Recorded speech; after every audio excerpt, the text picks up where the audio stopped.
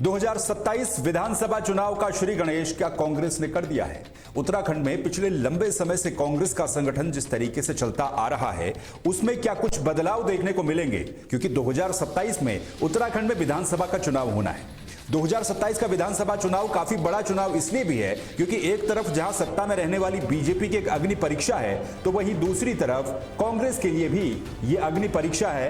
कांग्रेस के लिए भी ये अग्नि परीक्षा है कि किस तरह से कांग्रेस सत्ता में वापसी कर पाती है या नहीं कर पाती है, क्योंकि बीजेपी पिछले 10 सालों से सत्ता में है। मुख्यमंत्री के रूप में 2017 से लेकर के अभी तक पहले त्रिवेंद्र सिंह रावत, फिर तीरथ सिंह रावत और फिर पुष्कर सिंह धामी को बीजेपी ने उत्तराखंड को दिया है।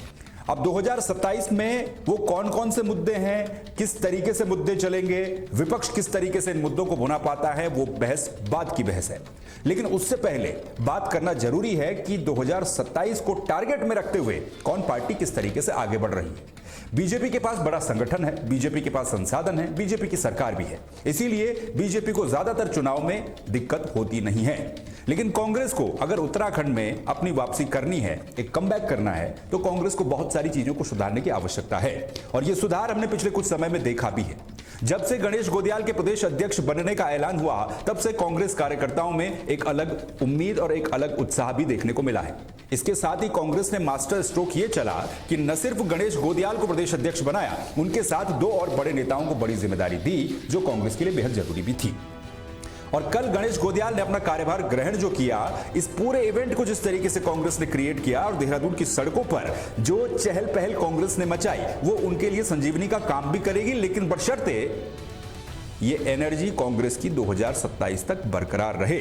अमूमन हम देखते हैं कि कांग्रेस 2-4 दिन बड़े इवेंट करती है, बड़े कार्यक्रम करती है, लेकिन जो भीड़ उनके साथ जुड़ती है, उस भीड़ को वो वोटों में तब्दील नहीं कर पाते, यानी कि कन्वर्जन नहीं कर पाते हैं। लेकिन इस बार क्या कर पाएंगे? नहीं कर पाएंगे, क्योंकि गणेश गोदियाल के प्रदेश अध्यक्ष बनने से, डॉक्टर हरक सिंह रावत को वापस जिम्मेदारी मिलने से, बड़ी जिम्मेदारी इलेक्शन मैनेजमेंट कमेटी की जिम्मेदारी मिलने से, प्रीतम सिंह को इलेक्शन कैंपेनिंग कमेटी की जिम्मेदारी मिलने से कांग्रेस के कार्यकर्ताओं में खुशी है, उत्साह भी है और कांग्रेस एकजुट होकर के मंच पर खुद को दिखाने की कोशिश भी करती रही, जो ये आप तस्वीरें देख रहे हैं। भले ही करण माहरा प्रदेश अध्यक्ष न रहे हों, लेकिन गणेश गोदियाल ने जिस तरीके से करण माहरा को एड्रेस किया मंच के ऊपर, वो भी महत्वपूर्ण बात थी, देखने लायक बात थी। हरीश रावत ने जिस तरीके से अपने संबोधन में बातें कल कही, हरक सिंह रावत ने नारे लगा करके जो जोश भरने की कोशिश कांग्रेस कार्यकर्ताओं के अंदर कही, वो तमाम चीजें इस पूरे इवेंट की हाईलाइट थी। और ठीक उसी तर्ज पर जिस तर्ज पर बीजेपी तमाम तरह के काम करती है, एक इवेंट बना करके अपनी मजबूती को, उपस्थिति को मजबूती के साथ सामने रखने की कोशिश करती है, उसी तरीके से कांग्रेस ने भी कल किया। लेकिन 2022 विधानसभा के चुनाव के नतीजे कुछ कहते हैं और इन नतीजों में छुपा है कि 2027 में क्या क्या किस किस को करना है। आपकी स्क्रीन पर ये 2022 विधानसभा चुनाव के नतीजे हैं, जहां पर वोट परसेंटेज और सीट शेयरिंग है कि क्या रिजल्ट था। बीजेपी 47 सीटें जीती, कांग्रेस 19, बीएसपी 2 और अन्य के खाते में 2 सीटें गई थी। ये 2022 विधानसभा चुनाव के नतीजे हैं। 2022 विधानसभा चुनाव में ये स्थितियां थी।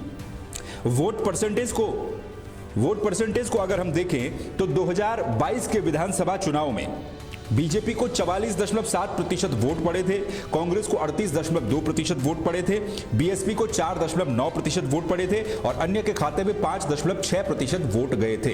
ये वोटों का मार्जिन भी साफ तौर पर बताता है कि कांग्रेस को काफी मेहनत करने की आवश्यकता थी। लेकिन इस पूरे चुनाव में 2022 में यूकेडी को भी आप देखिए 1.1% वोट पड़ा था। लेकिन इस बार यूकेडी भी 2027 के लिए कांग्रेस की तर्ज पर अपनी तैयारियों को काफी पहले से शुरू कर चुकी है। तो क्या यूकेडी का वोट परसेंटेज बढ़ेगा? जाहिर सी बात है, क्षेत्रीय दल होने के नाते उनका स्थान उत्तराखंड की राजनीति में महत्वपूर्ण रहता है। लेकिन अगर यूकेडी का वोट परसेंटेज बढ़ता है तो इससे क्या समीकरण बनेंगे, क्या बिगड़ेंगे, वो भी एक अलग बहस है। लेकिन इस पूरे सिनेरियो में 2022 विधानसभा चुनाव के नतीजों में जो सबसे बड़ा संदेश कांग्रेस के लिए छिपा था, वो ये कि उत्तराखंड के 2 मंडलों में से एक मंडल में, यानी कि गढ़वाल मंडल में कांग्रेस की स्थिति बेहद निराशाजनक थी। कांग्रेस यहां खाता नहीं खोल पाई। सिर्फ एक विधायक उस समय राजेंद्र भंडारी जीत करके आए थे, वो भी बाद में बीजेपी के हो गए, बीजेपी में शामिल हो गए। उसके अलावा बद्रीनाथ उपचुनाव में लखपत बुटोला ने खाता कांग्रेस का जरूर खोला। लेकिन 2022 के चुनाव में जिस तरह की स्थिति गढ़वाल क्षेत्र में कांग्रेस की हुई, वो सोचनीय बात थी, चिंता की बात थी। और उसी गढ़वाल क्षेत्र के 2 बड़े नेताओं को, और उसमें प्रीतम सिंह को भी आप जोड़ दीजिए, 3 बड़े नेताओं को जिम्मेदारी देने के पीछे भी क्या यही वजह हो सकती है? अगर हम रीजन की बात करें तो कुमाऊं मंडल से इस समय कांग्रेस में नेता प्रतिपक्ष के रूप में यशपाल आर्य को जिम्मेदारी दी गई है। उपनेता प्रतिपक्ष के रूप में भुवन कापड़ी को जिम्मेदारी दी गई है। दोनों नेता कुमाऊं से आते हैं, हरीश रावत खुद कुमाऊं से आते हैं और गढ़वाल से 3 बड़ी जिम्मेदारियां देने के बाद क्या कांग्रेस ये भी देख रही है कि गढ़वाल मंडल की मैक्सिमम सीटों को इस बार 2027 में कवर किया जाए, क्योंकि गणेश गोदियाल और हरक सिंह रावत का प्रभाव गढ़वाल क्षेत्र में काफी बड़ा है और देहरादून चक्राता जौनसार वाले इलाके में प्रीतम सिंह का प्रभाव क्या है ये हम सब अच्छे तरीके से जानते हैं। तो 2000 विधानसभा चुनाव के ये नतीजे जो हैं ये इंपैक्ट डालेंगे 2027 पर और इन्हीं चुनाव के नतीजों को देखते हुए परिवर्तन क्या कांग्रेस को करना है वो उसी लीग पर इस समय आगे बढ़ रहे हैं। अब आपको अगली बात बताते हैं। ये जो कांग्रेस ने एक तरीके से कल शक्ति प्रदर्शन देहरादून में किया है और प्रदेश अध्यक्ष के तौर पर प्रीतम सिंह ने जब पदभार संभाला, उनकी ताजपोशी हुई, तो उसके बाद सवाल ये कि क्या कांग्रेस के अब दिन बदलने वाले हैं। 3 नेताओं को जिम्मेदारी देकर गढ़वाल मंडल को साधने की कोशिश। कुमाऊं मंडल से नेता प्रतिपक्ष और उपनेता प्रतिपक्ष कांग्रेस में इस समय है। पिछले चुनाव में गढ़वाल में कांग्रेस का सुपड़ा साफ हो गया था, जो मैंने आपको बताया। स्थितियां इतनी विकट थी कि एक सीट के लिए तरसना पड़ा। गोदियाल, हरक सिंह और प्रीतम सिंह को जिम्मेदारी मिलने के बाद कांग्रेस के कार्यकर्ताओं में उत्साह और हरीश रावत भी ये बोले हैं कि 2027 में ये जो पंचमुखी नेतृत्व कांग्रेस का बना है ये कांग्रेस को जीत दिलाएगा। तो तीनों नेता मिलकर के क्या कांग्रेस को 2027 में वापस ले पाएंगे सत्ता में, ये बड़ा सवाल है। लेकिन फिलहाल कांग्रेस के अंदर का जो उत्साह दिख रहा है वो उनके लिए शुभ संकेत हो सकते हैं। अब देखना यह है कि गणेश गोदियाल अपनी इस नई टीम को लेकर कैसे चलते हैं, कैसे विपक्ष की भूमिका में वो अभी से बिसात बिछाएंगे 2027 के लिए और उस चक्रव्यूह में बीजेपी को सत्ता पक्ष को घेरने की कोशिश करेंगे। क्योंकि बीजेपी की तरफ से जो बयान सामने आए वो स्पष्ट रूप से ये बताते हैं कि उन्हें कोई फर्क नहीं पड़ता है। अध्यक्ष चाहे गणेश गोदियाल हो, प्रीतम सिंह हो या फिर करण माहरा हो, स्थितियां वही रहती हैं। बीजेपी की तरफ से यहां तक बयान सामने आए कि 2022 में भी गणेश गोदियाल ही कांग्रेस के प्रदेश अध्यक्ष थे। बीजेपी के कई नेताओं ने कहा कि भाई ये तो वही बात हो गई कि पुरानी शराब की बोतल में आपने नई शराब भर दी, इससे परिवर्तन कुछ नहीं होगा। लेकिन गणेश गोदियाल किस तरीके से परिवर्तन ला पाएंगे, साफ और स्वच्छ छवि के नेता के रूप में उनकी पहचान होती आई है। अब कल के इवेंट पर बात कर लेते हैं। कल एक बहुत बड़ा इवेंट कांग्रेस ने देहरादून में बुलाया, जिसमें जॉली ग्रांट एयरपोर्ट से लेकर के राजपुर रोड पर जो राजीव भवन है कांग्रेस का प्रदेश मुख्यालय, वहां तक एक रोड शो के जरिए गणेश गोदियाल जो नवनियुक्त प्रदेश अध्यक्ष है और डॉक्टर हरक सिंह रावत जो इलेक्शन मैनेजमेंट कमेटी के चेयरमैन बने हैं, वो एक ओपन रोड शो करते हुए आए और बड़ी तादाद में कांग्रेस कार्यकर्ता जगह जगह पर उनका स्वागत करते हुए नजर आए। और ये उसी मंच की तस्वीरें हैं जिस मंच पर सभी एकजुट होकर के कांग्रेस का हल्ला बोल कर रहे थे। इस कार्यक्रम के दौरान जब संबोधन हुए तो कई नेताओं ने अपनी बातें कही। सबसे पहले आपको बयान सुनाते हैं पूर्व मुख्यमंत्री हरीश रावत का, किस तरीके से हरीश रावत ने कल इस कांग्रेस के कार्यक्रम में कांग्रेस कार्यकर्ताओं को एड्रेस किया। 2022 में 2024 में निरंतर कांग्रेस को आगे आगे रखने का काम किया है। हमारे ऐसे सभी उम्मीदवारगण, एआईसीसी के सदस्यगण, पीसीसी के सदस्यगण और हमारे सभी ब्लॉक अध्यक्षगण, नगर कांग्रेस के अध्यक्षगण, हमारे फ्रंटल ऑर्गेनाइजेशन, महिला कांग्रेस, युवक कांग्रेस, एनएसवाई, कांग्रेस सेवा दल और जितने भी हमारे दूसरे सहवर्ती संगठन हैं, उन संगठनों के अध्यक्षगण, उनके सभी सम्मानित पदाधिकारीगण, मीडिया के हमारे दोस्तों, बहनों और भाइयों, मैं आप सबको जो ये नई नियुक्ति है, हमारे त्रिमूर्ति की जो नियुक्ति है, इसके अवसर पर आपको बहुत बहुत बधाई देना चाहता हूं और आपकी तरफ से इन लोगों को बहुत बहुत बधाई देना चाहता हूं। जो तो हरीश रावत का बयान आपने सुना और इस पूरे कार्यक्रम के दौरान कांग्रेस के कई नेताओं ने अपने अपने संबोधन दिए। डॉक्टर हरक सिंह रावत जो जब बोलते हैं तो कांग्रेस के कार्यकर्ताओं में एक अलग एनर्जी, उत्साह भर देते हैं और इस कार्यक्रम में भी ऐसा ही हुआ। हरक सिंह रावत जाने जाते हैं अपने बेबाक बोल के लिए। उन्होंने किस तरीके से अपना संबोधन शुरू किया वो सुनिए। किन पंक्तियों के साथ अपनी बात शुरू कर रहा हूं। हो गई है पीर पर्वत से पिघलनी चाहिए, अब इस हिमालय से कोई गंगा निकलनी चाहिए।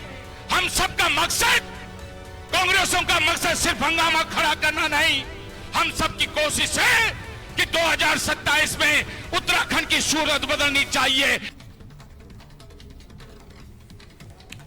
तो हरक सिंह रावत ने बड़े जोशीले अंदाज में कहा कि 2027 में उत्तराखंड की सूरत बदलनी चाहिए, लेकिन उस सूरत को बदलने के लिए कांग्रेस को कुछ मुद्दे भी भुनाने पड़ेंगे। हरक सिंह रावत ने पेपर लीक को लेकर के, महिला सुरक्षा को लेकर के, अपराध को लेकर के और हाल ही में जितने भी घटनाक्रम उत्तराखंड में हुए हैं उन सब को लेकर के कांग्रेस जन से ये आह्वान किया कि इन तमाम मुद्दों को लेकर के जनता के बीच में अभी से जाना है और 2027 में इनको भुनाने की कोशिश करना है, यानी कि जनता तक ये मुद्दे पहुंचाने की कोशिश करना है ताकि कांग्रेस की सत्ता पर वापसी हो सके। सुनिए। मोदी जी के कानों में यह आवाज जानी चाहिए कि मोदी जी, बहुत नौजवानों के साथ तुमने अन्याय कर दिया है। पेपर लीक होता है, पिछले 8-9 सालों में कोई पेपर ऐसा हुआ जो लीक नहीं हुआ हो, और सारे पेपर लीक करने वाले कौन है? भाजपा के लोग हैं। महिलाओं का उत्पीड़न होता है, सारे भाजपा के नेता। किसानों का उत्पीड़न हो, इसलिए हमने संकल्प लिया है, धामी जी लगा रहा हूं, अभी जी लगा रहा हूं। आगे उत्तराखंड, हम देवभूमि के लोग हैं, तुमने हमारे साथ अन्याय किया है। इस देवभूमि के बेरोजगार नौजवानों के साथ अन्याय किया है, किसानों के साथ अन्याय किया है, महिलाओं के साथ अन्याय किया है, लेकिन हम सब पे फिर भी जी लगा रहे हैं। तुम्हारे नाम क्या के जी लगा रहे हैं, लेकिन बहनों, हमें परिवर्तन करना है। हमें गांव-गांव जाकर लोगों को समझाना है।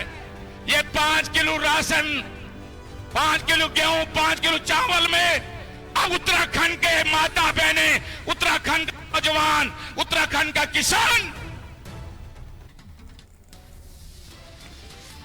तो गणेश गोदियाल की इस ताजपोशी के कार्यक्रम में हरक सिंह रावत ने किसानों का मुद्दा, लॉ एंड ऑर्डर का मुद्दा, महिला सुरक्षा का मुद्दा, पेपर लीक, युवा बेरोजगारी, महंगाई, भ्रष्टाचार, तमाम मुद्दे उठाए और एक तरह से जोश भरने की कोशिश की कांग्रेस कार्यकर्ताओं में। लेकिन फिर वही बात, ये जोश कब तक बरकरार रहेगा? क्या 2027 तक कंटिन्यू इसी तरीके से कांग्रेस कार्यक्रमों का आयोजन करेगी? क्योंकि इस तरह के कार्यक्रम हमने देखा है बीजेपी में अक्सर हर महीने, हर हफ्ते कोई ना कोई बड़ा कार्यक्रम होता रहता है, क्योंकि इस तरह के कार्यक्रम आयोजित करके कार्यकर्ताओं के अंदर भी एक जोश भरने की कोशिश की जाती है। और कार्यकर्ता किसी भी पार्टी के लिए सबसे इंपॉर्टेंट होता है, जमीन पर रह करके वही काम करते हैं। कांग्रेस के नए प्रदेश अध्यक्ष गणेश गोदियाल ने अपने संबोधन में पूर्व प्रदेश अध्यक्ष करण महारा की जमकर तारीफ की और यह कहा कि जिस काम को वो आगे बढ़ा रहे थे उसी काम को अब उनके द्वारा भी आगे बढ़ाया जाएगा। क्या उन्होंने कहा, सुनिए।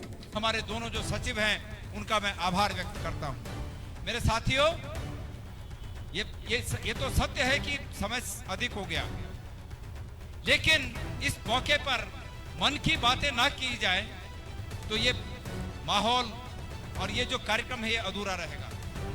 मैं सबसे पहले जो बहादुरी पिछले 3.5 साल में हमारे अध्यक्ष श्री करण महाराज जी ने दिखाई, मैं इसके लिए उनका अभिनंदन करना चाहता हूं। भाई करण, थोड़ा आगे आए आप सब जानते हैं यही मंच था, और चुनाव जब हम लोग इस प्रदेश में हम 19-20 सीटों पर रह गए, जब 2022 की बात है, तो बदलाव तो स्वाभाविक प्रक्रिया है, बदलाव हुआ, लेकिन माहौल ऐसा था कि माहौल हारने के बाद, एक सेना का हारने के बाद आप समझ सकते हैं कि क्या माहौल था।